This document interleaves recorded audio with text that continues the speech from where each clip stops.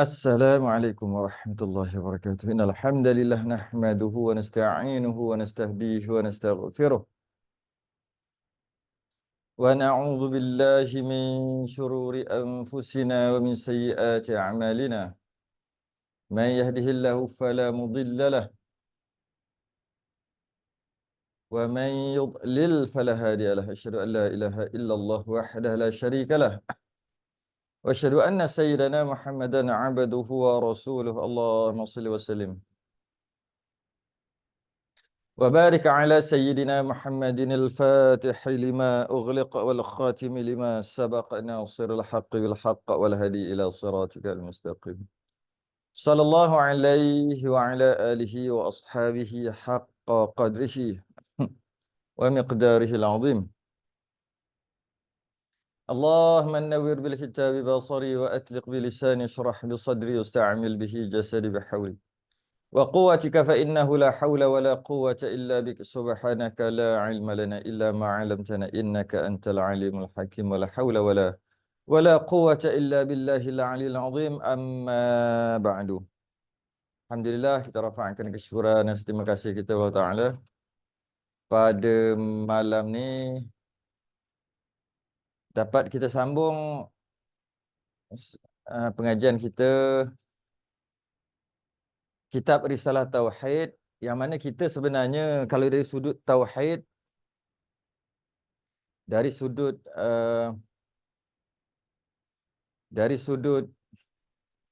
uh, uh, pegangan-pegangan yang penting semuanya dah lepas. Kita masuk di penghujung dah ni. Kita berada di penghujung dah. Yang mana saya tak syarah panjang pun hujung-hujung, saya baca aja.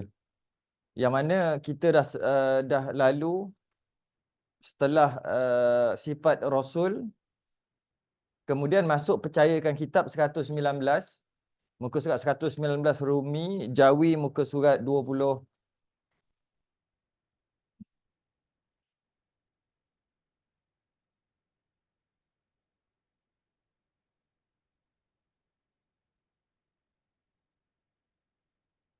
Muka surat 78. Muka surat 78 ataupun muka surat 76, muka surat 73. Pada muka surat 73,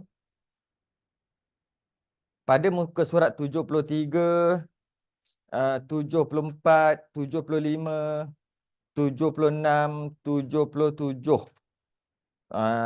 Yang Jawi Yang Rumi muka surat 119, 120, 121, 122, 23, 124, 125. 125 dan 126.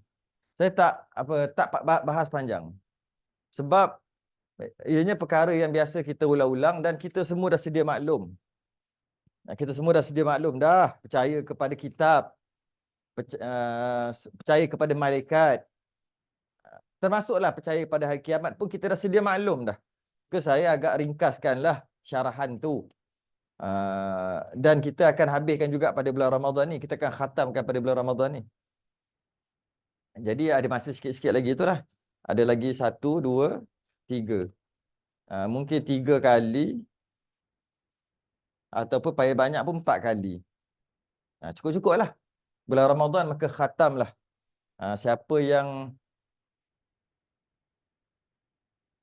Sesiapa yang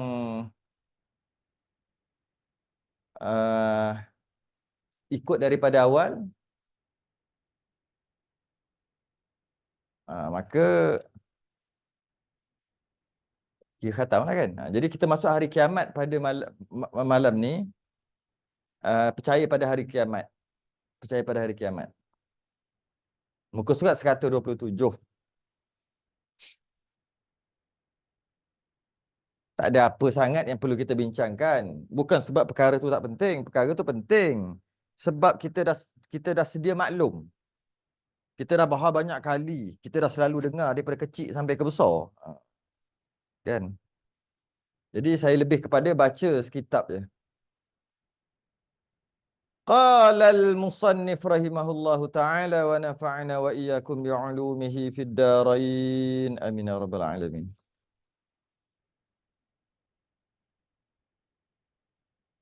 Adalah yang dikatakan hari kiamat. Masuk hari kiamat kita ni. Adalah yang dikatakan hari kiamat itu ialah nama bagi masa yang berlaku di dalamnya segala kejadian huru-hara. Apa yang dimaksudkan dengan hari kiamat? Adalah satu nama, hari qiyam. Qiyam ni sebenarnya bangkit. Qiyamah, hari kebangkitan, bangkit. Qiyam kan? Qiyam kan berdiri. Hari kiamat tu apa? Beriman pada hari kiamat, beriman pada hari kiamat. Kita selalu sebut, kalau kita nak beriman dengan sesuatu perkara tu, kita kena faham dulu atau kenal dulu, kena tahu dulu apa benda tu. Maka beriman kepada hari kiamat, nak beriman macam mana kalau kita tak tahu hari kiamat tu apa? Jadi nak sebut di sini. Hari kiamat, qiyam tu adalah nama bagi masa. Nama bagi satu masa yang akan berlaku nanti.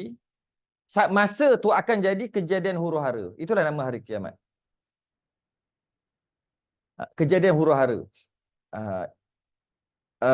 Itu yang dipanggil hari kiamat. Maksud huru-hara tu bila berlaku? Setelah mati, kemudian dibangkitkan, kan? Setelah mati kerana tiupan sangkakala, tu hari kiamat lah tu. Permulaan kiamat lah tu. Kemudian dibangkitkan. Hidup balik. Kemudian pada mahsyar dan sebagainya. Dia akan sebut satu-satu nanti. Itulah dia panggil hari kebangkitan. Mulanya, bila mula hari kiamat ni? Dari semenjak dibangkitkan semula sekalian makhluk yang telah mati. Itu mula hari kiamat. Bermula hari kiamat adalah mula dibangkitkan balik. Bukan bermula daripada mati. Maksudnya mati biasa ni. Tapi dia bermula daripada kebangkitan. Sebab tu orang yang tidak beriman, dengan azab kubur, tidak dijatuhkan hukuman kafir ke atasnya. Sedangkan kita wajib beriman. Azab kubur tu ada. Tapi kenapa orang yang tak beriman, tak percaya dengan azab kubur, tak dihukumkan kafir, sedangkan antara rukun iman adalah percaya kepada hari kiamat, kan? Kerana pendapat mu'tamad adalah bermulanya hari kiamat yang wajib kita beriman ialah apabila dibangkitkan. Bukan apabila mati. Bukan, bila dibangkitkan. Oleh kerana itu, sesiapa yang mengingkari azab kubur, dengan maksud dia mati kan masuk kubur dulu, nak tunggu kiamat, maka tidak dihukumkan kafir ke atasnya, tapi berdosa besarlah, fasik. Dosa tu dosa, kita wajib beriman dengan azab kubur. Tapi dia tak beriman. Engkau kafir kerana tak beriman. Antara rukun iman adalah percaya kepada hari kiamat. Permulaan hari kiamat adalah mati, azab kubur. Maka engkau tak percaya azab kubur tu, maka engkau kafir kerana tergolong dalam orang tak mempercayai hari kiamat. Tidak. Tak tergolong. Memang kita wajib beriman dengan azab kubur. Tetapi dia bukan termasuk dalam rukun iman yang wajib dipercayai, yang termasuk dalam hari kiamat, yang mana kalau tidak beriman, kufur. Kan rukun iman, kalau kita langgar rukun iman, kufur, kan? Kerana itulah para ulama mengatakan tak kufur kalau menolak azab kubur. Cuma berdosa, mestilah berdosa. Berdosa besar, fasik, tapi tak kufur. Tapi kalau tolak hari kebangkitan, lepas kita mati ni tak bangkit-bangkit dah. Jadi debu gitu je, tak bangkit-bangkit dah. Sampai bila-bila. Dan apa sahaja yang berlaku selepas kebangkitan, semua dia tak percaya. Syurga neraka dia tak percaya. Titian sirat semua tak percaya. Itu semua kufur. Semua kufur. Kerana dia tak percaya setelah dibangkitkan. Dibangkitkan dia tak percaya, dan apa yang terjadi selepas dibangkitkan pun dia tak percaya. Maka dia termasuk tidak percaya, tidak beriman kepada hari kiamat, maka dia kufur. Tapi kalau dia tak percaya, tidak beriman kepada sebelum hari kiamat, sebelum tiupan sangkakala, sebelum dibangkitkan, dia panggil kiamat kecil. Kiamat kecil. Apa kiamat kecil ni? Mati ya, kiamat kecil. Dalam masuk kubur, azab kubur. Semua tu dipanggil mati kecil. Ataupun kiamat kecil. Bukan mati kecil, kiamat kecil. Maka dengan macam ni, dengan keadaan ini, tak berdosa, bukan tak berdosa, tak kufur tapi berdosa. Alright. Mulanya dari semenjak dibangkitkan semula, sekalian makhluk yang telah mati dihidupkan semula. Maknanya mulanya semenjak dibangkitkan, bukan bermula mati ya, bermula dibangkitkan hari kiamat ni, bermula dibangkitkan semua sekalian makhluk yang telah mati dihidupkan semula, hingga ahli syurga masuk ke syurga dan ahli ke neraka masuk ke neraka. Itulah dipanggil hari kiamat. Bila dah masuk syurga, dah masuk neraka, dia tak panggil hari kiamat dah lah. Itu waktu tu kekal selama-lamanya. Bila dah masuk syurga, selesai hari kiamat tu, hari kebangkitan. Jadi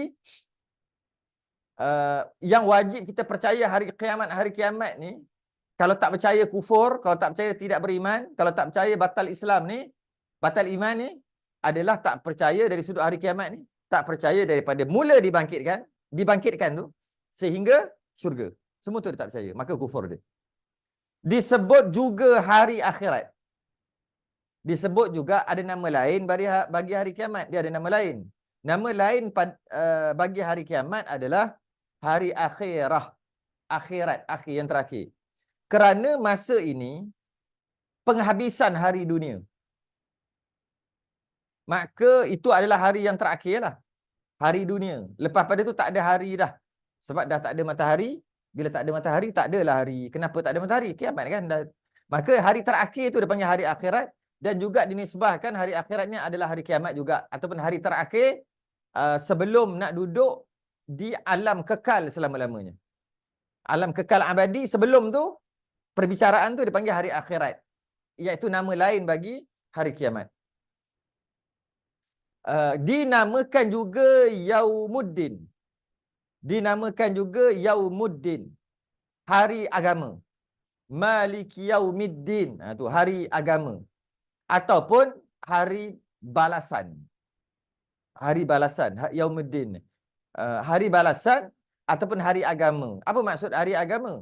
Kenapa hari agama dinamakan hari balasan? Agama-agama ni, dia adalah satu keadaan, satu suruhan dan satu tegahan. Itu dipanggil agama. Ada yang disuruh, ada yang ditegah. Kalau yang disuruh tak buat, maka ada balasan-balasan, ada pahala dosa pahala. Kalau yang disuruh yang disuruh buat, maka ada pahalanya. Yang disuruh buat tak buat, maka ada dosanya dan sebagainya. Itu sebanyak agama lah tu. Kita hidup di atas dasar agama kan. Ada yang boleh, ada yang tak boleh. Jadi bila kata Yaumuddin, hari agama dengan maksud hari balasan, hari dikira adakah dia hidup atas jalan agama. Hari itulah hari pengiraan. Adakah dia ikut atas jalan agama? Jika tidak, adalah balasan-balasan yang dibalas mengikut janjian, mengikut perjanjian yang dijanjikan dalam agama. Betul-betul dia panggil Yaumuddin. Hari agama. Hari agama tu apa? Hari balasan.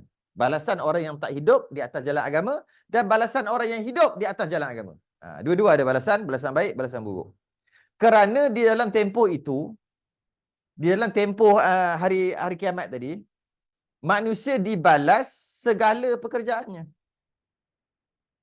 Manusia tadi dibalas segala pekerjaannya. Apa yang dia buat tu dibalas. Apa pekerjaan apa yang dia buat, kalau baik dibalas baik, kalau buruk dibalas buruk mengikut jalanan agama. Sama ada baik atau jahat dan lain-lain, sama ada baik atau jahat. Itulah. Dan lain-lain nama lagi seperti Yaum Al-Hasyar dan Yaumun Nusyur. Semua antara nama-nama lain bagi Nama-nama lain bagi hari kiamat. Banyak lagi nama-nama lain sebenarnya. Hari kiamat juga nama hari penyesalan. Hari penyesalan. Kerana pada waktu itu setiap orang akan menyesal. Tak ada orang yang tak menyesal. Hari kiamat ni. Lepas tu dia panggil hari penyesalan. Tak ada orang yang tak menyesal. Orang masuk neraka pun menyesal. Orang masuk syurga pun menyesal. Orang masuk neraka menyesal sebab perbuatan dia di atas dunia menyebabkan dia masuk neraka. Menyesal lah. Habis orang yang masuk syurga dah, kenapa pula menyesal? Kerana dia menyesal kalau dia tahulah nikmat macam ni, dia akan buat lebih lagi ibadah kat atas dunia supaya dia naik pada syurga yang lebih tinggi. Contoh gitulah. Jadi orang masuk syurga pun menyesal, orang masuk neraka pun menyesal. Jadi nama tu dipanggil hari penyesalan. Jadi banyak lagi lah nama-nama lain hari kiamat ni. Maka termasuklah di dalam kiamat itu segala huru-hara yang akan berlaku. Bermula mati, ditiup sangkakala, kemudian dibangkitkan, bermulalah hari kiamat. Bermulalah huru-hara. Huru-hara macam mana? Yang akan berlaku seperti dihimpunkan manusia di padang mahsyar. Dihimpunkan satu padang yang luas. Padang tu istilah je. Sebenarnya satu kawasan yang sangat luas, berbumbungkan arash pada waktu tu. Bumbung kita arash dan satu tempat yang sangat luas yang dinamakan padang. Jangan ingat macam padang bola sepak ke, bukan. Padang satu tempat yang dihasyarkan, yang apa disebut, dihalau kot, tentu kot. Bila dibangkitkan, bila dah dibangkit daripada kubur, dah mati tadi, dibangkitkan, dah mati, bangkitkan, lepas tu malaikat kita panggil halau kot. Suruh macam tu, macam kita banyak sangat kambing ke, ayam kita banyak sangat kambing lah kot, kambing lembu, kita nak suruh dia masuk kandang tu, kita kan macam pergi, tu dia hasyar. Pergi. Macam halau boleh tak? Sehingga masuk. Masuk ke satu kawasan, pergi ke satu kawasan. Kawasan tu namanya mahsyar, padang tempat yang dihalau. Macam tu kot. Tujuan tempat dia suruh pergi ke satu tempat beramai-ramai. Okay. Berhimpun semua di situ. Dikira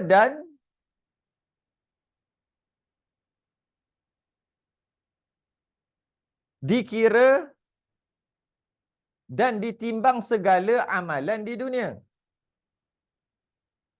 Segala amalan dunia ni dikira dan ditimbang. Yang dipanggil hisab dan mizan. Hisab tu matematik lah, ilmu hisab kan, matematik lah. Kira-kira. Mizan tu timbangan, neraca. Lepas ditimbang segala amalan dekat dunia tu, lepas pada tu meniti sirat. Satu laluan, satu jambatan boleh kita kata juga. Dan lain-lain. Dan selepas tu macam-macam lagi. Sebab tu kita minta Allah tunjukkan kita ihdinas siratal mustaqim. Tunjukkan aku jalan yang lurus. Supaya kita dekat padang mahsyar nanti meniti titian sirat nanti lurus saja. Titian sirat secara lurus, taklah titian sirat tadi terlalu kecil. Tak nak gitu. Terlalu kecil, lebih kecil daripada rambut. Tak nak macam tu. Nak macam highway. Malah nak sepantas kilat. Sirat kita tu, titian tu. Bagaimana akan disebutkan setengah-setengahnya, dahsyatnya huru-hara pada masa itu. Memang huru-hara, keadaan huru-hara pada hari kiamat nanti tadi, hatta masing-masing tidak kenal mengenal. Masing-masing bukan tak kenal mengenal, kenal, tapi tak sempat nak bertegur siapa. Macam tu maksudnya. Kalau yang kenal pun lari daripada dia. Tak mau duduk dekat-dekat. Takut nanti jadi masalah. Dia dakwa tu macam mana? Itu maksud tidak kenal mengenal. Anak tidak kenalkan bapa. Bukan tak kenal tu maksud, kau siapa? Bukan. Maksud tak kenal bapa tu, dia tahu tu bapak dia. tapi tak sempat nak bertegur siapa. Malah kadang-kadang, bukan kadang-kadang, ada kejadian bapa lagi daripada anak, anak lagi daripada bapa, suami lagi daripada isteri, isteri lagi daripada suami dan sebagainya. Itu maksud tak kenal. Sebenarnya kenal. Memang dalam Quran menceritakan memang kenal. Mereka yang kenal malah kalau dapat catatan yang baik, masing-masing akan jumpa balik keluarga masing-masing. Dekat padang mahsyar tu dengan seronok tunjuk scroll, tunjuk kitab yang dia terima. Oh, dapat kitab dengan tangan kanan. Wa ashabul yamin, ashabus shimal. Itu cerita dalam surah Waqiah tu. Jadi kalau terima dengan tangan kanan, dapat je kitab ataupun buku catatan dengan tangan kanan, seronok pergi jumpa mak bapak. Kalau mak bapak tu sama-sama beriman, oh dapat tangan kanan, oh seronok jumpa balik. Bukan tak kenal. Maksudnya seolah-olah macam tak kenal sebab selalu sibuk dengan hal diri sendiri, nak selesaikan masalah dia sendiri, tak sempat nak bertegur siapa, malah maksud tak kenal tu siap lari daripada mak bapak, lagi pada anak-anak, takut didakwa. Suami tidak kenalkan isteri, isteri tak kenal suami. Bukan sebab tak kenal. Banyak sangat suami tak melakukan tanggungjawab dekat isteri. Banyak sangat isteri melanggar perintah-perintah suami, nusyus dan sebagainya. Lari ya. Jadi lari itu seumpama tak kenal. Dan lain-lain lagi. Tujuan hari ini, hari kiamat, ialah kerana hendak dijalankan kira-kira. Nak kira-kira. Dia nak dijalankan kira-kira dosa pahala semua tu yang dia buat atas dunia, dan memutuskan hukum pekerjaan yang dilakukan pada masa hidup di dunia. Dan memutuskan hukum pekerjaan yang dilakukan pada masa hidup di dunia. Tu tujuan. Kerana nak kira balik pekerjaan-pekerjaan yang dia buat dekat atas dunia masa dia hidup. Nak balas. Sebab kita hidup di dunia, dia kat dunia ni bukan tempat bukan tempat yang adil. Dekat atas kita hidup dekat atas dunia ni bukan adil, bukan tempat adil. Berlaku ketidakadilan di atas dunia ni. Kita cari macam mana adil sekalipun, tetap juga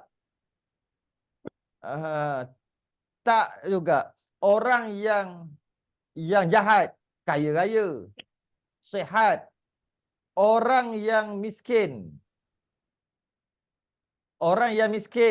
baik. Orang yang baik tapi miskin pula. Adil ke? Kalau kita nak fikir adil, kita lah, otak kita lah, akal kita. Orang yang jahat tu kaya raya.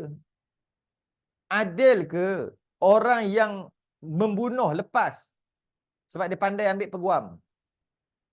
Orang yang dibunuh, keluarga dia sedih sampai ke sudah. Adil ke macam tu? Adil ke orang yang rasuah dan sebagainya?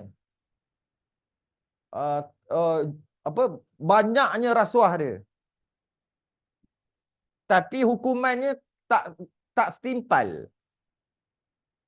Tak setimpal di hukuman dunia. Sedangkan orang-orang baik tak pun kaya-kaya sangat. Orang baik ni tak pun senang. Orang baik, mak bapak baik, anak sakit kanser, susah payahlah mak bapak ni. Nak dibandingkan dengan mak bapak kafir, jahat, tak sembah Allah, sembah berhala, malah memusuhi Islam lagi. Anak sihat walafiat, semua doktor. Adil ke kalau kita nak fikir akal kita ni? Maka bilakah keadilan yang sebenarnya? Keadilan sebenarnya ni hari kiamat. Nah, atas dunia sentiasa ada je ketidakadilan berlaku. Jadi sebab itulah perlu dikira balik di hari kiamat nanti. Yang kena tindas, yang kena aniaya, jangan risau. Dunia ni bukan tempat keadilan. Akhirat tempat keadilan. Di dunia ni dapat lepas, di akhirat tak boleh lepas. Sebab tu dikira balik tu. Lepas itu dapatlah ketentuan hal masing-masing sama ada ke syurga atau ke neraka. Masa tu barulah ke neraka, ke syurga, mengikut uh, pekerjaan amalan apa yang dia buat ketika di atas dunia. Wajib atas tiap-tiap mukallaf. Habislah ringkas je. Wajib atas tiap-tiap mukallaf percaya dan mengiktikadkan bahawa sungguhnya hari kiamat itu mesti akan datang dengan tiada ditentukan masanya. Apa yang kita nak pegang lagi adalah pasti akan ada hari kebangkitan. Bila tak tahu. Tapi mesti akan sampai satu masa kita akan dibangkitkan. Bukan kita aja yang mati sebelum ini, 1000, 2000, 3000 tahun akan dibangkitkan. Bila sampai waktunya. Dan tak ditentukan masanya, hanya Allah je yang tahu. Dan di masa itulah berlakunya segala perkara, dan di masa itulah berlakunya segala perkara yang tersebut tadi. Maka waktu itulah berlaku semua perkara yang tersebut tadi. Tersebut tadi tu apa? Tersebut tadi itulah. Dibangkitkan pada mahsyar, hisab, mizan, sirat dan lain-lain. Ada lagi. Haud Nabi, telaga kan? Telaga Kautsar, macam-macam lagi ada. Okay? Itu selepas dibangkitkan, masa itulah terjadi perkara-perkara yang tersebut tadi. Menurut bagaimana yang diberitakan di dalam Al-Quran dan hadis-hadis Nabawi. Apa yang ada dalam hadis dan Quran, itulah yang akan berlaku. Wajib ia percaya dan mengiktikadkan bahawa sekalian manusia dihidupkan oleh Tuhan semula. Kena iktikad dalam hati, Allah akan hidupkan balik kita semua. Kemudian daripada matinya, setelah kita mati, keadaannya macam mana dibangkitkan tu? Keadaannya serupa bagaimana kejadian yang ia masa di dunia. Sekaliannya. Macam mana dia dekat dunia, macam tu dia akan dibangkitkan apabila bangun daripada kubur. Kalau dia mati umur 60, dibangkitkan umur 60 nanti. Dia mati umur 15, dibangkitkan umur 15. Dia akan dibangkitkan macam mana dia mati. Macam tu dia mati, macam itulah dia akan dibangkitkan. Dihimpunkan di padang mahsyar. Dan berlakulah di sana segala hal yang tersebut itu. Maka berlakulah segala hal yang tersebut-sebut semua tadi tu akan berlakulah pada waktu itu. Demikian juga dihimpunkan di tempat. Demikian juga dihimpunkan di tempat ini sekalian jin, malaikat dan binatang. Bukan manusia aja. Malaikat pun akan dibangkitkan. Dihimpunkan jin juga, binatang juga. Kenapa mereka dibangkitkan? Malaikat binatang tu dia tak guna, dia mana ada dosa pahala. Dia mana ada timbang neraca, mizan dan sebagainya. Kenapa dia dibangkitkan? Binatang dibangkitkan untuk menjadi saksi. Dan untuk membalas balik kejahatan-kejahatan orang yang buat dekat dia. Sebab tu dibangkitkan. Malah jika binatang sama binatang buat zalim pun akan dibalas. Dia kambing bapok badan besar. Kawan tu tak salah pun, mentang-mentanglah baka kecil. Dia pergi tanduk kawan tu sampai berdarah. Mentang-mentang dia besar. Dibangkitkan kat padang mahsyar nanti, yang kecil tadi, yang berdarah-darah tadi, dibangkitkan dia jadi besar. Yang tanduk dia kat atas dunia ni, padahal tak ada hal apa ni, jadi kecil.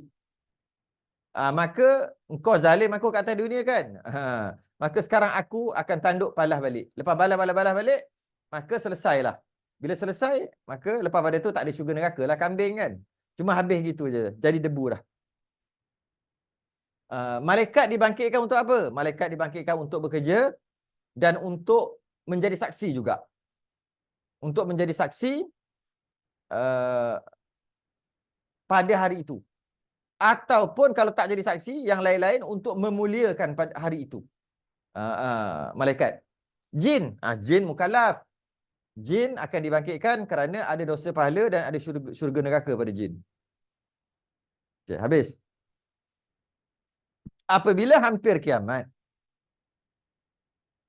ditiup sangkakala yang pertama.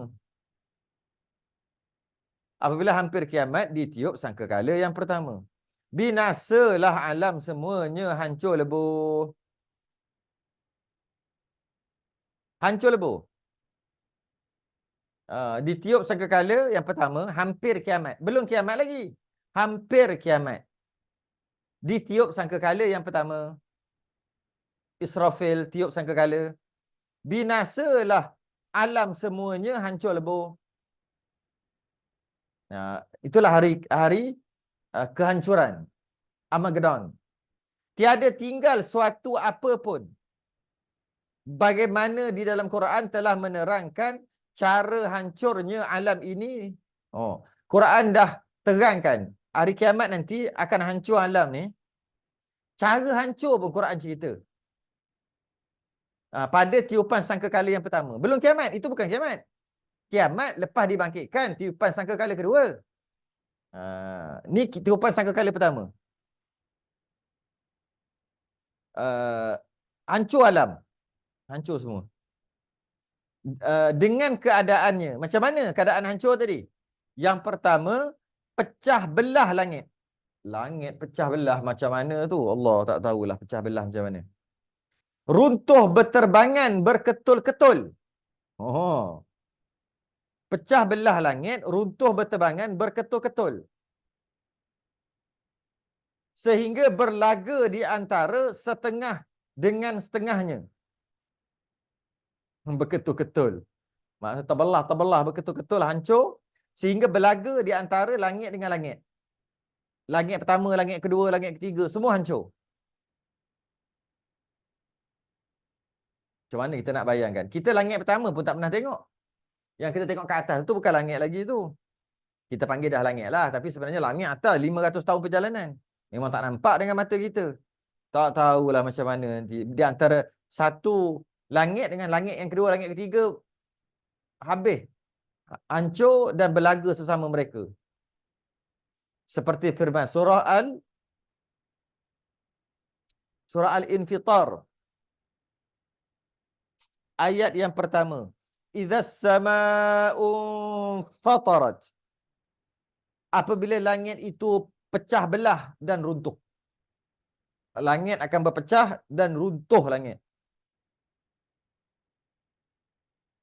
Itu yang berlaku yang pertama. Yang pertama, langit akan runtuh.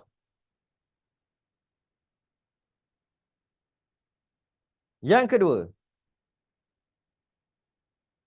habis bintang berselerak jatuh dan berubah dari tempatnya, dari orbitnya. Berubah. Yang sedia. Dan tidaklah lagi matahari dan bulan berjalan dengan teratur seperti biasa. Lepas langit tu dah hancur berlaga sesama dia, maka berselerak jatuh bintang-bintang. Macam mana tu? Dah tak ada graviti, tak graviti, orbit, tak orbit, tak ada dah.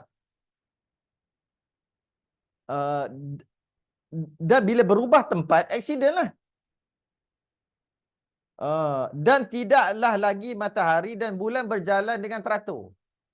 Matahari langgar bulan, bulan langgar bumi dan sebagainya. Ngeri sebenarnya. Kalau bayang. Matahari dan bulan berjalan dengan teratur. Tak berjalan dengan teratur seperti biasa. Sebagaimana firman Tuhan. Wa idzal kawakibun tafarat. Apabila bintang-bintang itu jatuh berselerak di udara dan berubah dari tempatnya. Nah, ini ayat kedua surah Al-Infitar.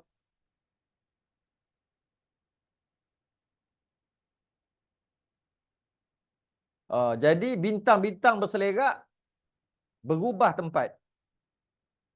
Matahari sebagainya, planet-planet berlaga habis semua. Itu yang kedua berlaku. Yang ketiga, apabila telah berlaku dua hal yang di atas ini, sehingga pecah belah bercerai-cerai dan bergoncang, yang di atas ke bawah dan yang di bawah ke atas, berbalik punggung. Tu dalam kurungan tu berbalik punggung. Apa berbalik punggung? Tunggang terbalik. Tunggang terbalik habis dah. Berpecah-pecah, bercerai-berai, bergoncang, di atas ke bawah ke atas, maka tiba-tiba laut pun, lepas tu baru laut. Dia bukan laut dulu. Laut last. Laut, maka tiba-tiba laut pun menyemburkan air naik melimpah ke atas bumi hingga tenggelam semuanya. Lepas tu bawa air naik. Kenapa air naik? Waktu tu graviti lah. Graviti dah rosak. Graviti matahari, graviti bulan, graviti bumi rosak. Planet-planet yang lain mendekat dan sebagainya. Jadi kacau semua, kacau bilau semua. Jadi menyebabkan air laut tu dia melimpah. Kan ada kan kalau bulan bulan purnama, air laut macam mana, bulan kecil macam mana, bulan besar macam mana kan. Dia air laut tu surut ataupun pasang dia bergantung kepada bulan tu. Graviti bulan. Jadi masalahnya bulan tu pun dah problem dah. Dah ke mana-mana pun tak tahu dah bulan. Bumi pun dah pusing terbalik dan sebagainya. Bumi memang pusing terbalik pun kan. Yang barat pusing ke timur dan sebagainya. Jadi air laut pula melimpah ke atas bumi dan tenggelam semuanya. Tidak ada daratan lagi. Langsung tak ada darat. Tak ada darat langsung. Dan tidak diketahui di mana lautan Pasifik. Oh gitu. Di mana lautan Atlantik. Tak tahu dah Pasifik. Laut Cina Selatan. Tak ada dah. Tak tahu mana-mana dah. Bercampur habis. Dan lain-lain. Dan tidak diketahui di mana utara, di mana selatan, di mana timur dan di mana barat. Waktu tu tak tahu dah mana timur, barat. Tak tahu dah mana-mana waktu tu. Bahkan semuanya jadi laut. Semua jadi laut. Sebagaimana firman Tuhan. Wa idzal biharu fujjirat. Dan apabila laut menyemburkan airnya naik ke bumi. Allah. Kemudian, sambung lagi. Apakala telah naik air gunung. Bukan. Apabila telah naik air, gunung berapi meletup, mengeluarkan apinya, mengeluarkan laharnya. Maka pada waktu itulah terbungkus naik tanah-tanah kubur serta keluar barang yang di dalam bumi daripada tulang-tulang dan sebagainya. Bila air penuh, ingatkan bila air ada, gunung berapi terpadamlah. Tidak. Bila air dah semua meliputi muka bumi ini, kemudian gunung berapi mengeluarkan laharnya. Jadi bila keluar macam tu, automatik yang dalam tanah naik jadi terkeluar. Jadi macam api itu keluar, api lahar lah kita panggil kan, gunung berapi keluar daripada dalam. Jadi yang dalam-dalam tu semua naik ke gunung berapi tu keluar. Macam tu. Naik apa tulang tak tulang yang semua duduk dalam tu semua keluar macam tu. Sekali dengan lahar. Dia sebut sini api. Dia lahar, api lah kita panggil. Keluar, tarik ke bawah, keluar gitu. Keluar kat luar tu ada air. Kan air keluar, masuk daripada dalam, keluar. Jadi macam mana tu? Jadi seolah-olah macam kita gali pakai cangkul tu kan. Kan dia jadi tanah tu naik terbalik-terbalik. Soalan macam tu. Waktu itulah terbungkus naik tanah kubur serta keluar barang-barang yang di dalam bumi daripada tulang-tulang sebagainya. Kemudian titah Tuhan kepada malaikat meniup sangkakala yang kedua. Ada ulama mengatakan lama tu. Di antara sangkakala yang pertama dan kedua tu ada kata 40 tahun, 400 tahun, 4000 tahun. Jadi lama, bukan sekejap, lama. Dia tak sebut berapa lama lah. Kemudian titah Tuhan kepada malaikat meniup sangkakala yang kedua. Tenang lama tu, tiuplah sangkakala yang kedua. Sangkakala yang kedua ni membangkitkan alam. Maksud membangkitkan alam tu, hidupkan balik. Dia seolah-olah macam menghidupkan semula.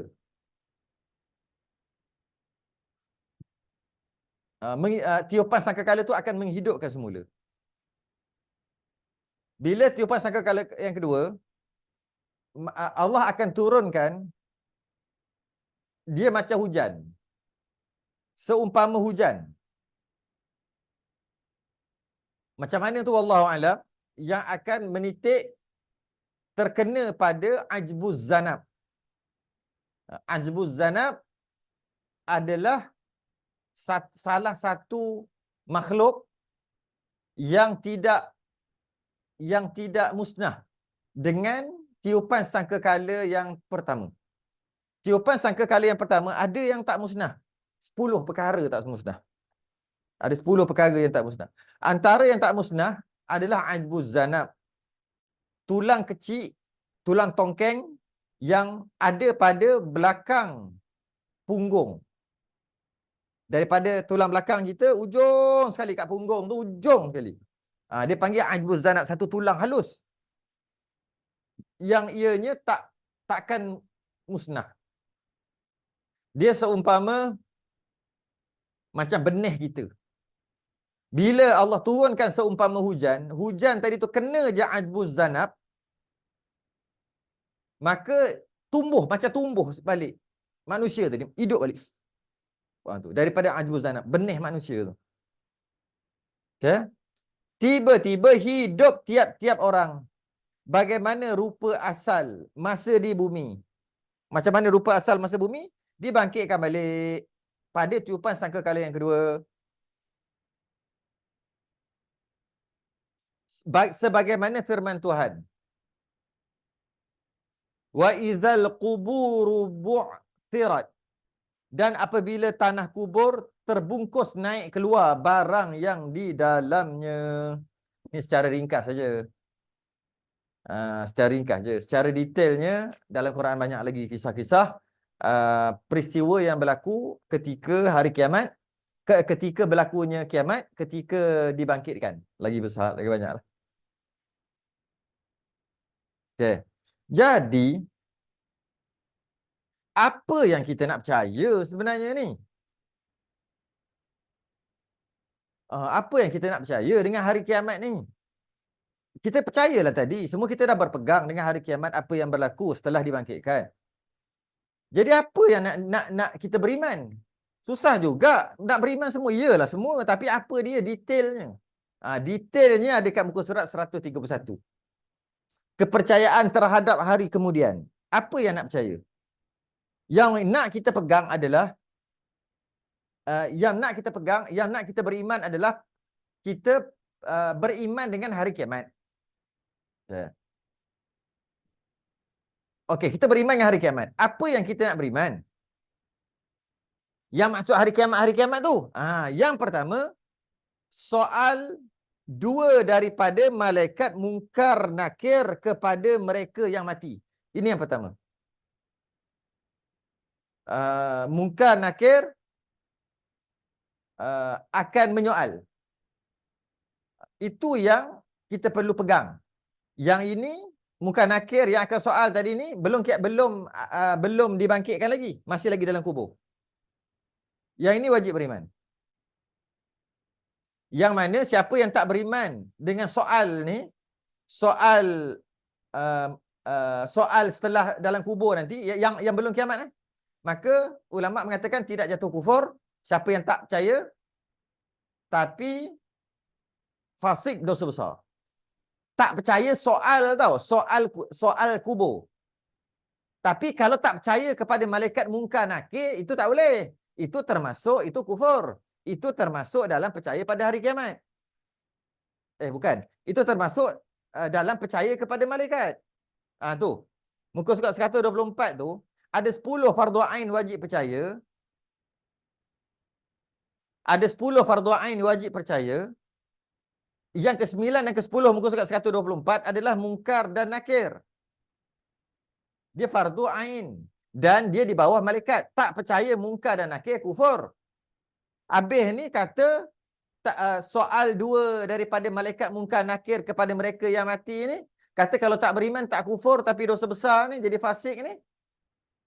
Yang tak kufur tadi, soal tu, soal. Bukan malaikat tu. Malaikat tu beriman. Malaikat tu kena beriman. Tak beriman, kufur. Aku beriman dengan malaikat mungkar nakir. Aku cuma tak beriman, tak percaya soal kubur tu lepas mati. Tu yang aku tak percaya. Maka tidak kufur. Tak kufur. Tapi berdosa besar lah.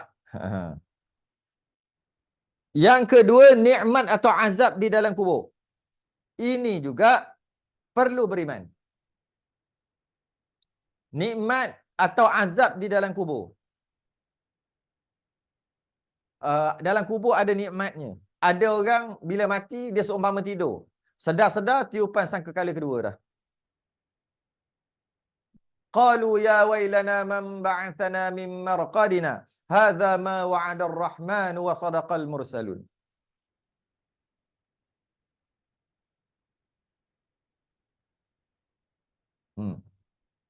Qalu ya wailana. Kata mereka, habislah kita, celakalah kita. Man ba'athana. Siapa yang membangkitkan kita? Min marqadina. Daripada perbaringan kita. Ada yang macam tu?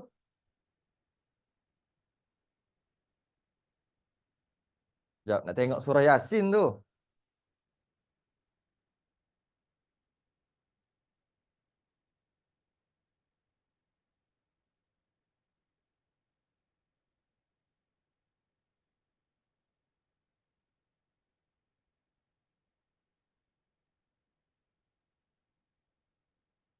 Ada saktah lagi kat situ.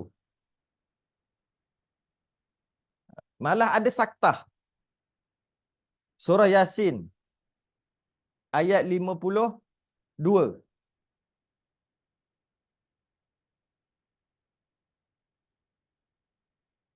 Qalu ya wailana man ba'athana min marqadina. Saktah ada kat situ. Berhenti tapi jangan tarik nafas. Hadza ma wa'ada ar-rahman wa sadaqal mursalun. Mereka berkata, aduhai celaka kami. Siapa yang membangkitkan kami daripada tempat-tempat tidur kami? Kuburlah. Inilah yang dijanjikan. Hadza ma wa'ada ar-rahman wa sadaqal mursalun. Inilah dijanjikan Tuhan yang Maha Pemurah dan benarlah rasul-rasulnya. Ada keadaannya macam tu. Keadaannya iaitu macam tidur. Macam tidur. Ada yang kalau tidur tu kira nikmat lah tu kan. Ada yang kena azab. Kena azab, kena azab. Soal-soal tak boleh jawab, kena azab sampai kiamat. Ada. Wajib beriman. Siapa tak beriman, berdosa besar. Tapi tak kufur. Berdosa besar. Fasik, duduk dalam dosa dia 24 jam. Selagi dia tak beriman dengan soal mungkar nakir dalam kubur, nikmat atau azab dalam kubur.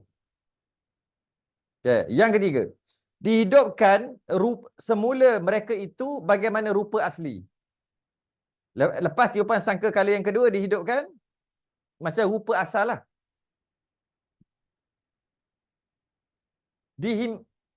Dihimpunkan di padang mahsyar menerima berbagai-bagai hal mengikut iman dan amalan masing-masing.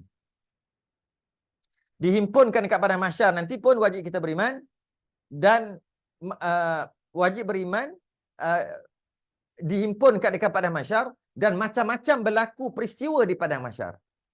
Peristiwa orang berjalan dengan muka, peristiwa ada yang menerap, peristiwa yang mandi peluh, peristiwa yang lemas dengan peluhnya, peristiwa yang ada ada naungan arash, maksudnya dia tak panas. Peristiwa ada yang dapat pakaian, ada yang telanjang. Peristiwa ada yang haus yang tak pernah dia rasa haus. Ada peristiwa yang dia tak rasa haus pun sebab dia telah diberi minum. Dan sebagainya. Peristiwa-peristiwa itu semua wajib beriman. Dan macam mana boleh jadi macam-macam peristiwa, keadaan di padang mahsyar? Hal mengikut iman dan amalan masing-masing. Bergantung pada kita lah. Bagi yang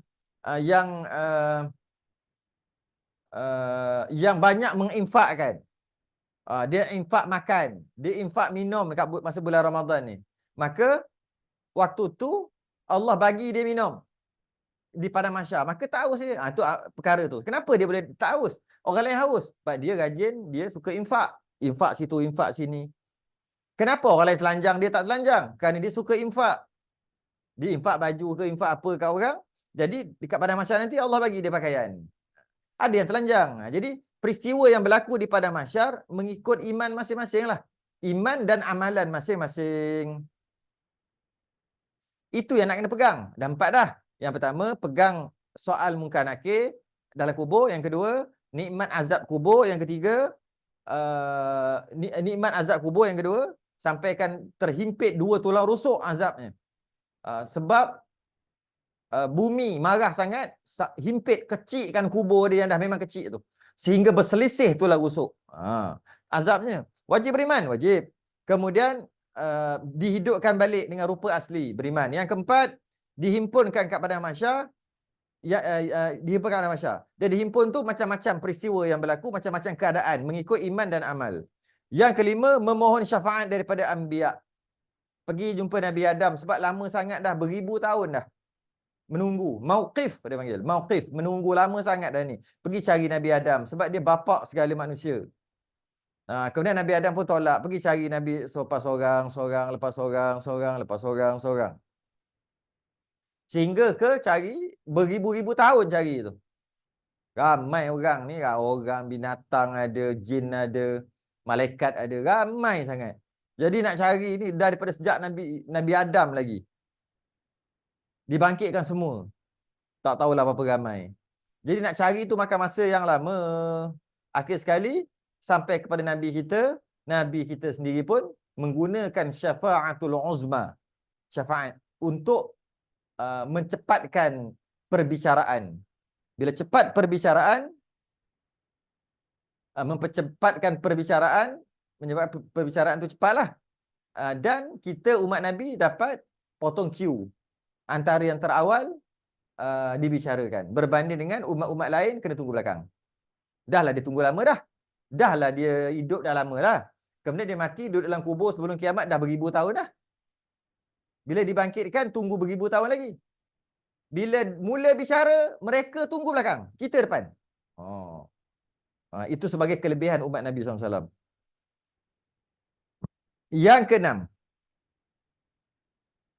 dijalankan kira-kira atas segala amalan yang dilakukan di dalam dunia. Dijalankan kira-kira atas segala amalan yang dilakukan dalam dunia. Kalau orang tu buat amalan baik atas dunia, maka bukan kehidupan lah kita kata, perjalanan dia di padang mahsyar mengikut amalan dia tadilah, mudah sebagainya. Jadi maknanya dijalankan kira-kira segala amalan yang dilakukan di atas dunia. Dan dikirakan dan dihisap amalan-amalan yang dibuat tu semua hisap. Kira satu. Dihisap kan. Dikira balik satu-satu. Apa amal-amal yang dibuat atas dunia. Ditimbang segala amalan manusia antara amalan yang baik dengan amalan yang jahat. Bila dah dikira semua amalan yang dibuat baik jahat semua, ditimbang. Nak tengok mana baik, mana banyak. Baik ke jahat. Nak timbang lah ni. Yang ke-8, dibahagikan kepada semua orang surat. Buku lah atau catatan, buku catatan. Yang mana buku catatan tu, catatan yang selama kita duk buat tu lah. Di atas dunia, baik jahat apa semua tu. Dibahagikan kepada semua orang surat. Ada orang dapat tangan kanan malaikat, Ada orang dapat tangan kiri malaikat, ada orang dapat kod belakang malaikat. Macam ni, malaikat bagi ni, kod belakang. Surat tu atau buku catatan. Kemudian dikira dan ditimbang amalannya. Mestilah nak kena timbang. Ambil timbanglah. Mana jahat, mana baik, mana banyak. Yang kalaulah banyak belah pahala, maka bahagialah dia. Banyak belah dosa, maka celakalah dia.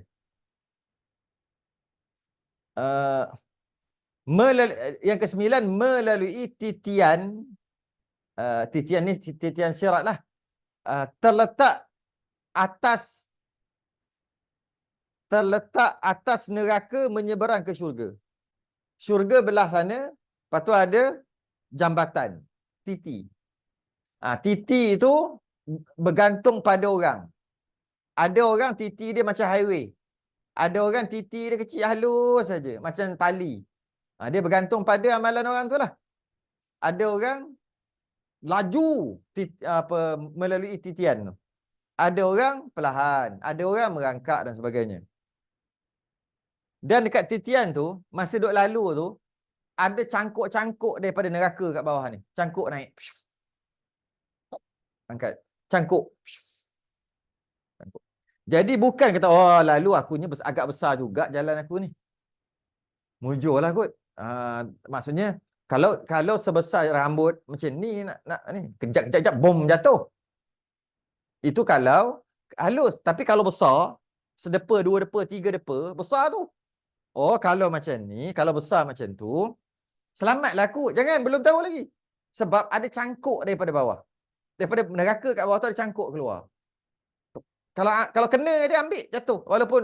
Walaupun dia betul besar, tapi cangkuk tu hati-hati juga. Macam itulah. Waktu tu tak boleh guna skill. Waktu tu bergantung pada amalan aja. Bergantung pada amalan, bergantung pada syafaat Nabi. Tu aja yang kita perlukan waktu tu. Skill tak? Aku dulu gimnastik jalan atas tali halus je. Di antara KLCC bangunan pertama ke bangunan kedua tu, aku tak pakai jambatan. Aku naik, orang gelak aku Spiderman. Aku naik tali je jalan. Jatuh tu memang mati. Tapi tak jatuh. Tak boleh pakai skill dah waktu tu. Semua amalan. Lalu titian. Itu yang wajib pegang. Yang ke-9. Yang ke-10 wajib pegang. Orang mukmin masuk ke syurga. Dan orang kafir dan munafik masuk ke neraka. Yang ni wajib beriman juga ni. Tak beriman, kufur. Batal iman dia. Maksudnya apa? Orang mukmin, orang yang beriman akan masuk ke syurga. Dan orang kafir dan munafik akan masuk ke neraka. Yang munafik ni, munafik yang kekal neraka.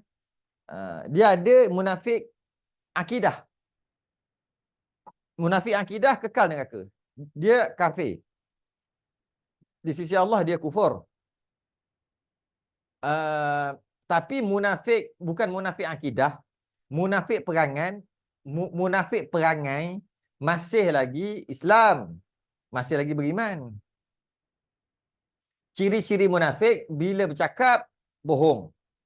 Dia buka je mulut dia, pembohong. Itu dia panggil ciri munafik. Dia diberi amanah, dia langgar. Dia langgar je amanah. Dia khianat. Itu ciri munafik. Jadi bila macam tu, bila dia berjanji, dia mungkiri. Dah janji, lepas tu dia mungkir janji. Itu dia panggil ciri munafik.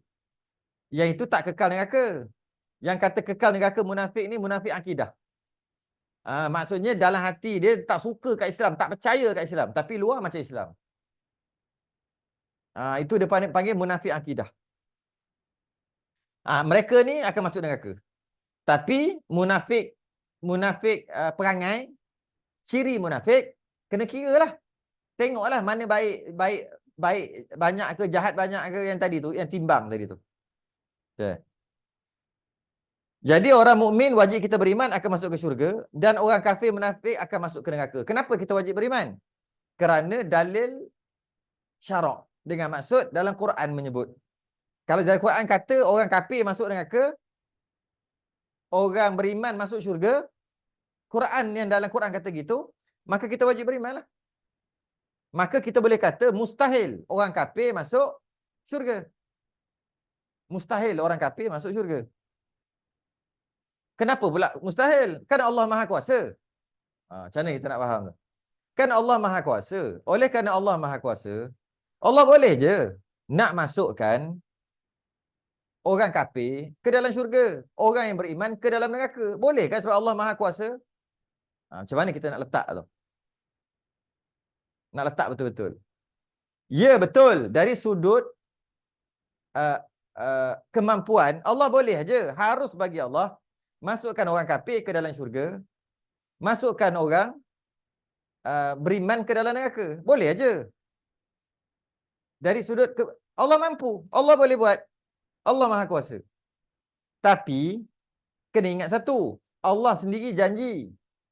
Dan Allah sendiri mengatakan ada tersebut dalam Quran bahawasanya orang kafir akan kekal neraka, orang beriman akan masuk syurga. Dan Allah itu telah menjanjikan orang Islam, orang beriman masuk syurga, orang kafir Allah janji untuk dia masuk neraka. Innallaha la yukhliful mi'ad. Allah tidak memungkiri janji. Kerana memungkiri janji adalah sifat, bukan sifat kesempurnaan. Dia bukan sifat kesempurnaan. Jadi, apabila Allah dah berjanji yang ada dalam Quran, kemudian Allah memungkiri janji yang ada dalam Quran, maka di situ adalah satu sifat kelemahan atau sifat bukan sifat kesempurnaan. Maka rosaklah sifat ketuhanan.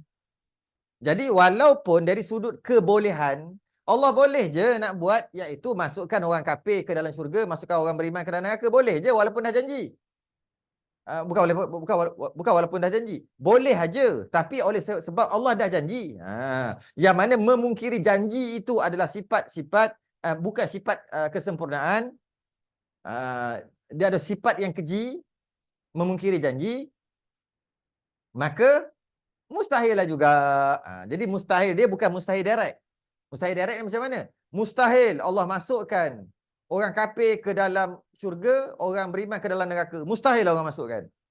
Tu tak juga. Tak, bukan mustahil direct. Tak mustahil. Dari sudut hukum akal, boleh terima aja.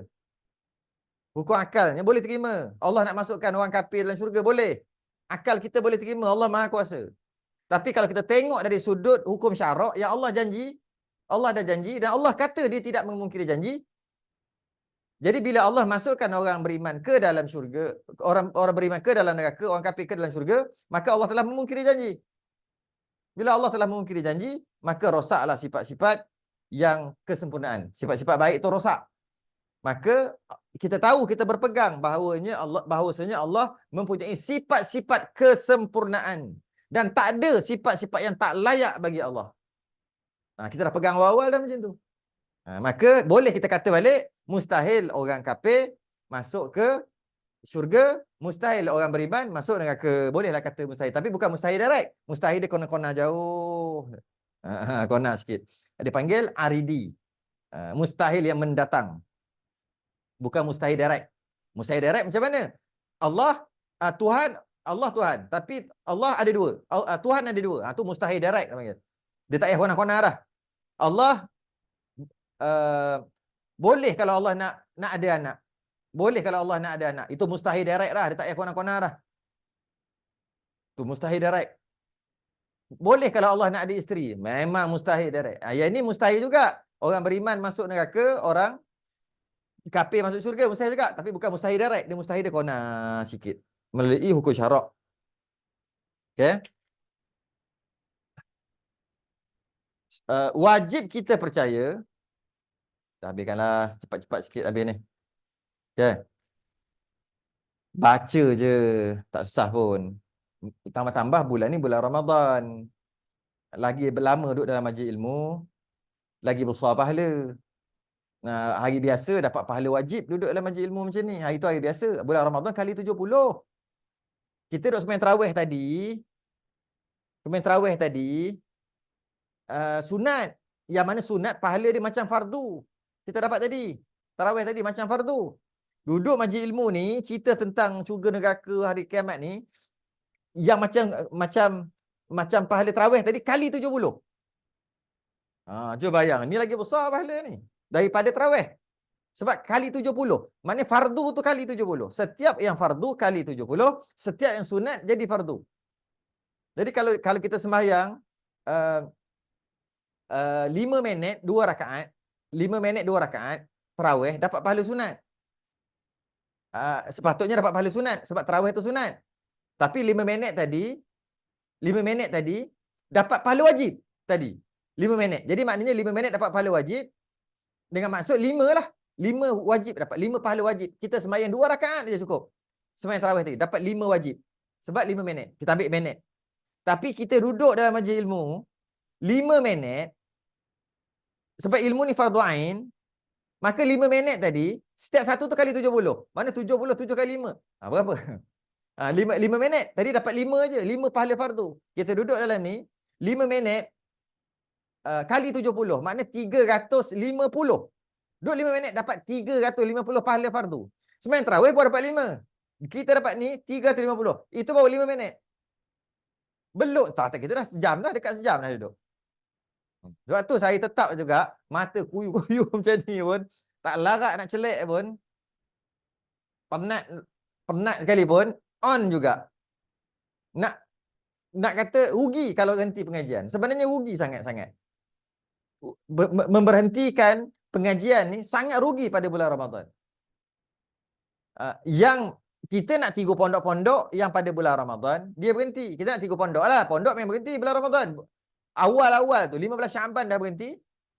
Lepas tu Ramadan penuh berhenti, memang tak ada. Lepas tu sehingga 15 Syawal. Tak apalah mereka berhenti 2 bulan. Sebab diorang belajar hari-hari, pagi, petang, siang, malam selama 10 bulan. Sesuai lah kalau dia berhenti 2 bulan baca Quran semua. Kitanya bukan majlis ilmu 24 jam.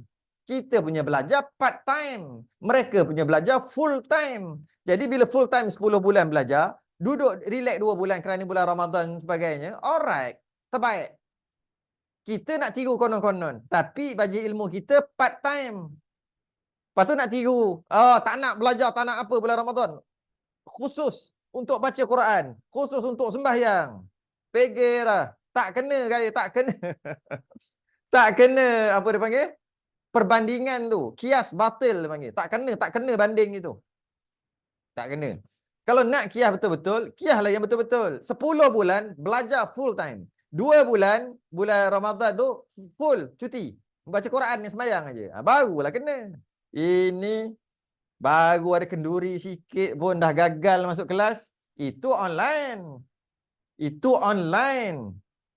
Offline yang kat depan lagi tak ada harapan. Ini online pun baru mengantuk sikit dah. Tengok bantal dah. Itu hari biasa. Bulan Ramadan ni nak kali. Berapa jam? Kalau sejam, maknanya sejam tadi kali 70. Kita duduk sejam kali 70. Kali lah. Allah, rugi. Jadi saya kata, baca lah. Pun dia ringkas je ni.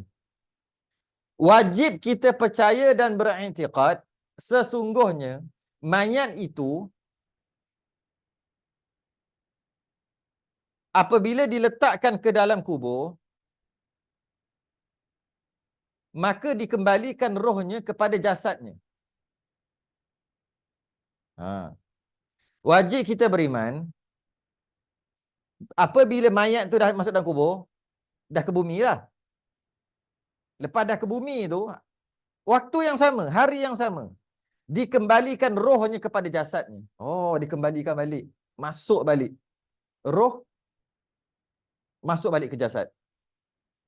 Macam mana agak-agak tu?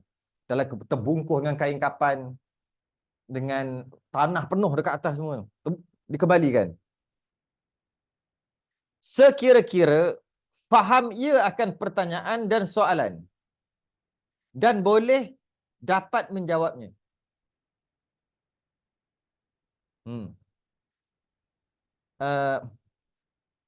Dan tapi bukan hidup betul. Dia antara hidup dan mati. Dia tengah-tengah. Dia macam apa mimpi tak mimpi, macam baru bangun tidur tak, macam tu. Dia macam mimpi tak mimpi, dia macam tu.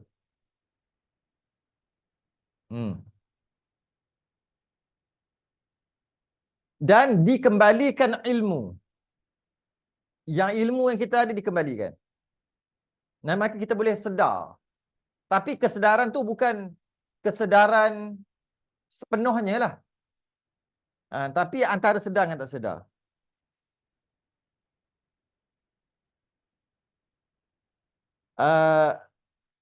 Dan bila malaikat tanya nanti boleh dengar dan boleh jawab.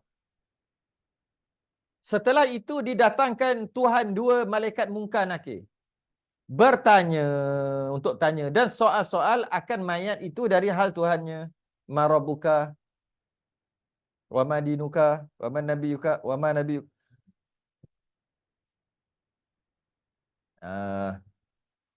Wa ma nabiyuka wa ma dinuka. Maka kita kena jawab lah. Tanya apa? Tanya Tuhan, Nabi, agama apa, ikutan kita apa. Dan dari hal kewajipannya yang diperintah Tuhan supaya ditunaikan. Apa yang Allah suruh tunaikan, adakah engkau buat? Nanti malaikat tu tanya. Kiranya mayat ini daripada mereka yang beriman. Kiranya mayat ini daripada mereka yang beriman lagi membuat amalan yang soleh. Kalau mayat tadi jenis orang beriman dan buat amal soleh, maka ditaufikkan Tuhan dapatlah ia menjawabnya dengan sebaik-baik jawapan. Maka Allah bagi taufik, Allah bagi jalan, dia boleh jawab. Dalam keadaan sedar tak sedar, di antara dihidupkan balik ni dalam kubur. Di antara hidup dengan mati, di antara sedar, di antara tidur dan jaga, dia tengah-tengah tu. Dia macam di antara lah. Ya. Okay? Jadi boleh kalaulah dia tu orang baik, orang soleh, Allah taufikkan, Allah bagi jalan untuk dijawab dengan sebaik-baik jawapan. Orang ini beroleh nikmat dan kesenangan di dalam kubur hingga kiamat. Orang macam ni dia akan dapat nikmat dan kesenangan sebab dia boleh jawab soalan malaikat. Sekiranya mayat itu kafir atau munafik akidah ni, maka tidaklah ia dapat menjawab, tak dapat jawab. Sebab dia kafir dan munafik. Allah tak bagi taufik kat dia untuk jawab. Orang ini kena azab dalam kubur hingga kiamat. Allah, takutnya. Sampai kiamat kena azab. Kalau kiamat lagi 2000 tahun, 2000 tahun lah. Lepas pada tu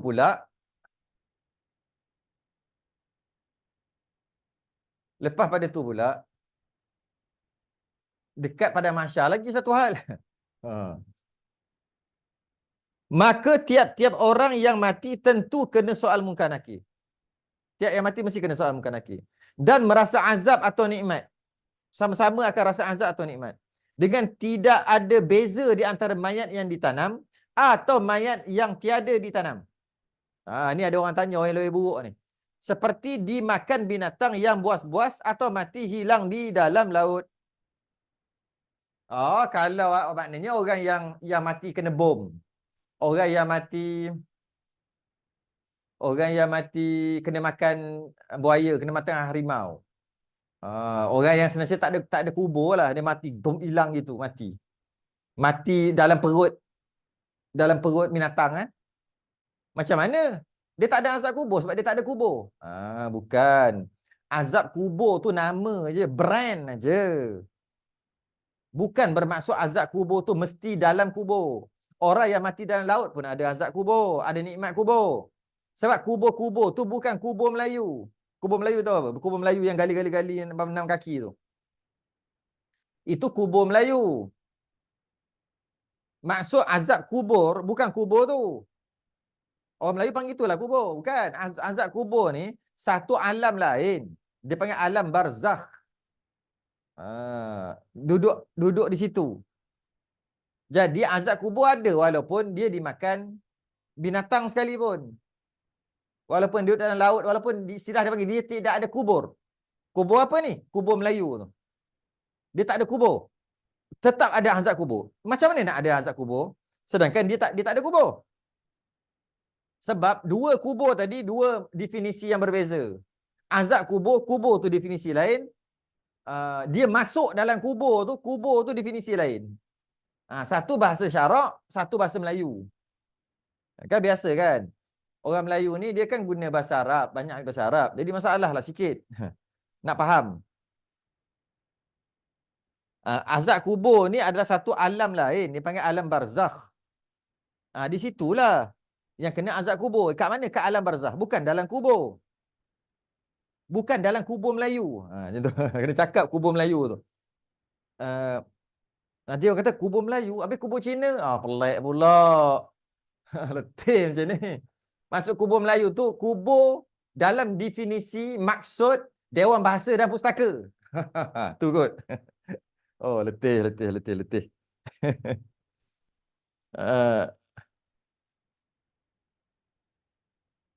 Tiap-tiap suatu ialah kerana Allah amat berkuasa atas tiap-tiap suatu, lagi sangat mengetahui. Tetapi segala hal yang berlaku pada mayat itu dilindungkan Tuhan daripada mata kepala. Bukan ini. Habislah kat situlah. Allah berkuasa untuk beralihkan dia daripada alam syahadah kepada alam kubur. Tetapi segala hal yang berlaku pada mayat itu dilindungkan Tuhan daripada mata kepala manusia. Mata kepala manusia tak dapat nampak, tak dapat tengok. Kerana menduga manusia. Kerana menduga, nak uji manusia. Supaya zahir dan nyata mereka yang percaya perkara yang gaib dan yang tiada percaya. Supaya terzahirlah orang beriman dengan orang tak beriman. Ujianlah bagi orang sebab Allah tak buka hijab untuk melihat mereka yang diseksa atau mereka yang menerima nikmat dalam kubur. Allah tutup hijab tu. Syurga pula, iaitu suatu nikmat. Balasan mereka yang beriman dan beramal menurut perintah Tuhan. Syurga adalah satu nikmat, balasan yang Allah bagi orang beriman dan beramal.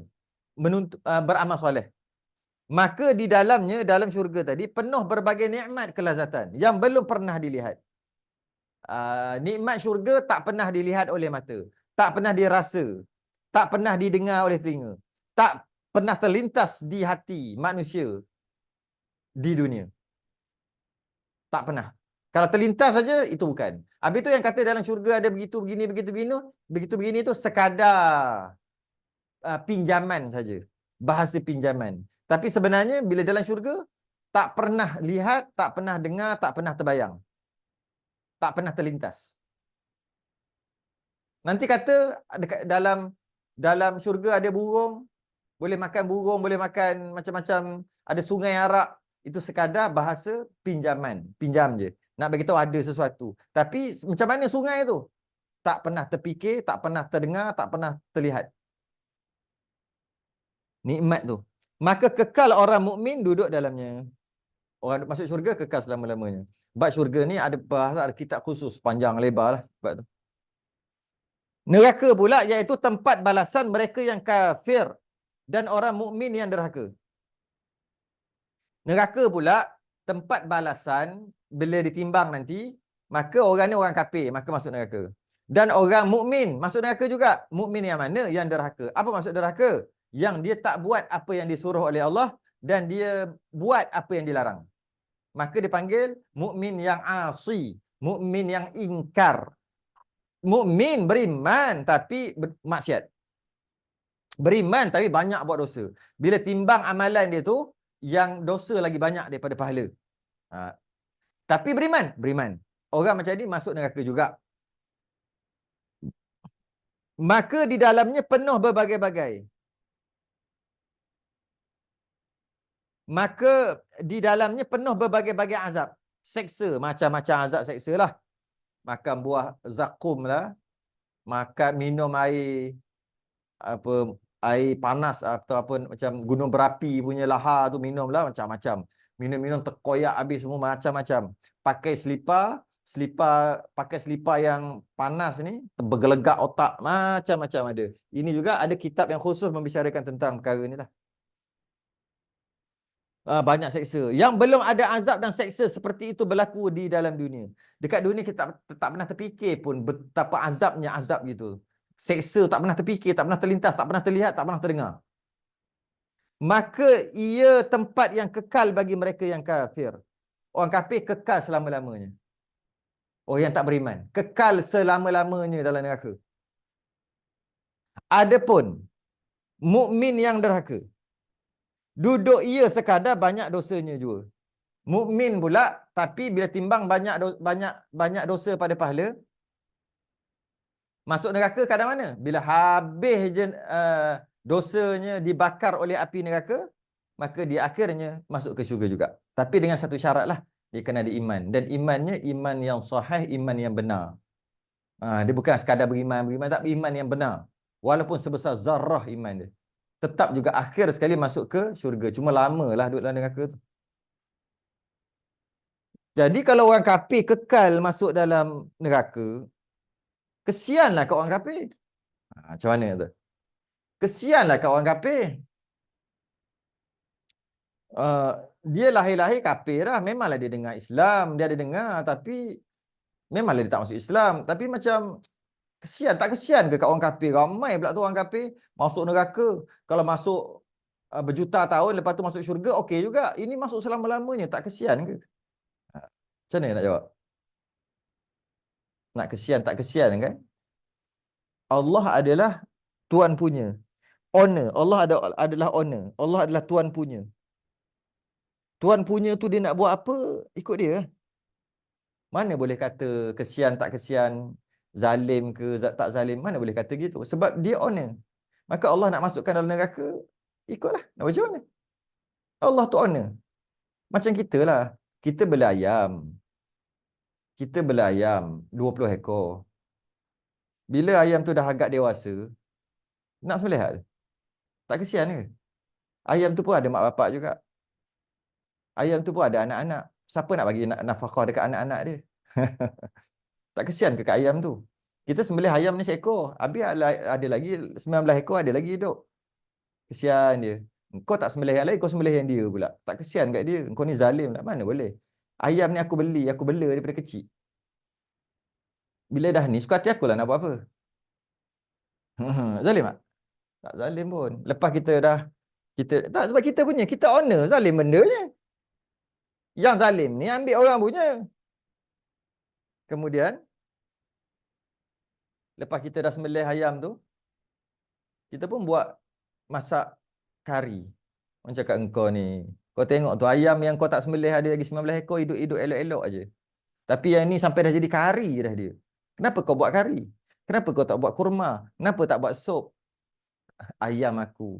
Aku nak sembelih, aku nak bunuh dia, nak bunuh lah kita nak sembelih. Aku nak masak apa pun, aku nak biar yang ayam yang lain hidup, suka hati aku lah.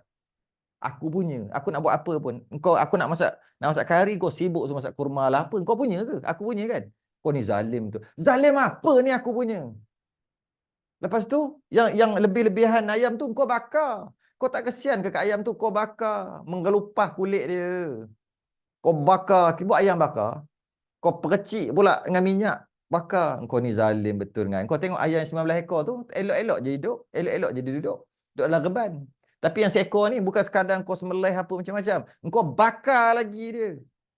Suka hati aku lah. Aku terasa nak bakar, aku bakar lah. Jadi begitulah perumpamaan je tu. Yang tadi tu kita beli ayam, bukan kita buat ayam.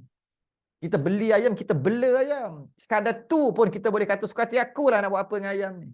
Allah bukan bela kita. Allah buat kita daripada tak ada kepada ada. Lagilah milik sempurna. Hak milik kekal. Bukan 99 tahun, bukan 999 tahun. Bukan. Hak milik kekal. Sebab Allah yang mencipta kita daripada tak ada kepada ada. Kita yang beli ayam tadi, bukan kita cipta ayam tu. Ting, ting jadi ayam. Tak. Ayam dah ada yang kita beli.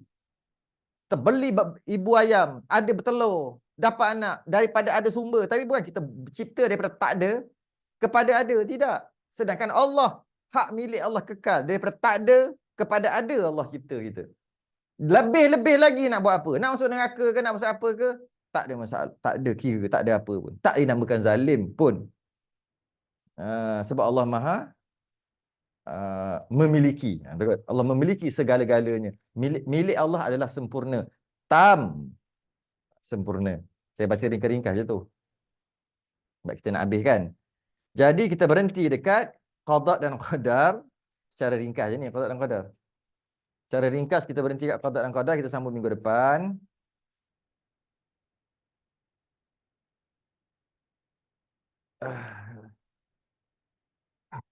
Kita sambung minggu depan qada dan qadar.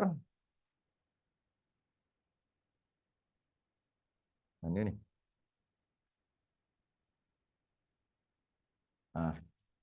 Qada dan qadar. Minggu hadapan insya-Allah. Kemudian kita sambung lagi minggu sekali lagi. Kemudian kita khatam kitab Risalah Tauhid. Dan saya bercadang Risalah Tauhid nanti saya akan buat inilah sedikit catatan. Jadi wallahu a'lam. Tunggu dulu.